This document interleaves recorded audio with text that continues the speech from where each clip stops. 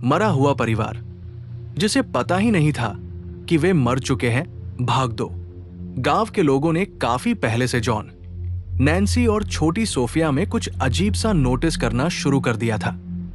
जब भी ये परिवार किसी के पास आता, लोगों को एक भयानक सड़ा गला बदबूदार स्मेल आता, जैसे किसी का शरीर गल रहा हो। उनकी त्वचा भी बहुत फीकी लगती थी, लगभग राख जैसी। एक दिन गांव की एक औरत आगे बढ़ी और नैन्सी का हाथ छूने की कोशिश की, ये देखने के लिए कि सब ठीक है या नहीं। लेकिन जैसे ही उसकी उंगलियां नैन्सी की त्वचा को लगी, ऊपर की पतली परत ऐसे उखड़ गई जैसे पुरानी दीवार से पेंट उतरता है।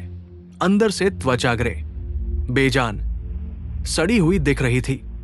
वो औरत चीख उठी, भूत, भूत, ये सब भूत है। कुछ ही सेकंड में पूरे गांव में अफरातफरी मच गई। लोग इधर उधर भागने लगे, दरवाजे जोर से बंद हो गए, घरों में ताले लग गए और अचानक पूरा गांव बिल्कुल चुप हो गया। उस रात जॉन, नैन्सी और सोफिया अपने घर के बाहर बाहर घूमते हुए हर दरवाजे पर रोते चिल्लाते रहे, कृपया हमारी मदद करो, दरवाजा खोलो, हमारे शरीर से बहुत खराब बदबू आ रही है, बताओ हमारे साथ क्या हो रहा है, हमें फिर से जिंदा कर दो, प्लीज। उनकी आवाज पूरी रात गांव में गूंजती रही। 2 दिनों तक हर रात यही होता रहा। लेकिन हर सुबह ये परिवार अचानक गायब हो जाता, बिना कोई निशान छोड़े। शाम होते ही फिर वापस आ जाते और फिर से दरवाजों पर रोते गिड़गिड़ाते, लेकिन किसी ने भी एक बार भी दरवाजा नहीं खोला। तीसरे दिन जीन परिवार गांव वापस आया। उन्होंने हालत देखी तो वे भी डर गए, लेकिन सबने मिलकर एक फैसला किया। उन्होंने जॉन, नैन्सी और सोफिया को जलाने का निर्णय लिया। उस शाम जैसे ही सूरज डूबा और ये परिवार फिर दिखाई दिया, गांव वालों ने उन्हें चारों तरफ से घेर लिया। अब तो बदबू इतनी भयानक हो चुकी थी कि लोग अपने मुंह ढक रहे थे, कुछ तो उल्टी भी करने लगे।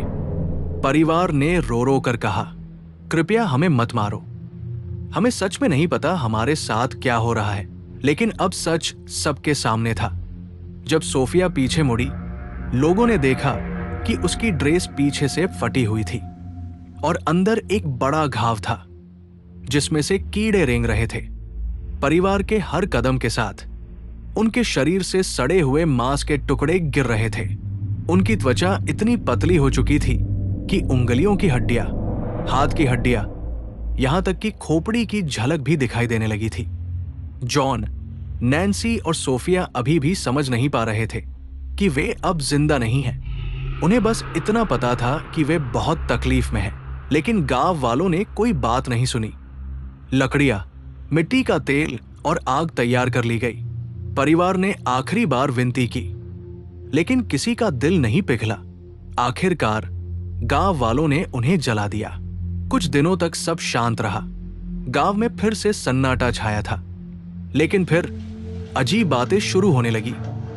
जो भी जंगल के अंदर जाता, वो समय पर वापस नहीं आता, और जो 2-3 दिन बाद लौटता, उसके शरीर से भी वैसा ही सड़ागला बदबूदार स्मेल आने लगता। धीरे धीरे पूरे गांव को समझ आने लगा, कुछ काला, कुछ बुरा जाग चुका था, और ये तो बस शुरुआत थी।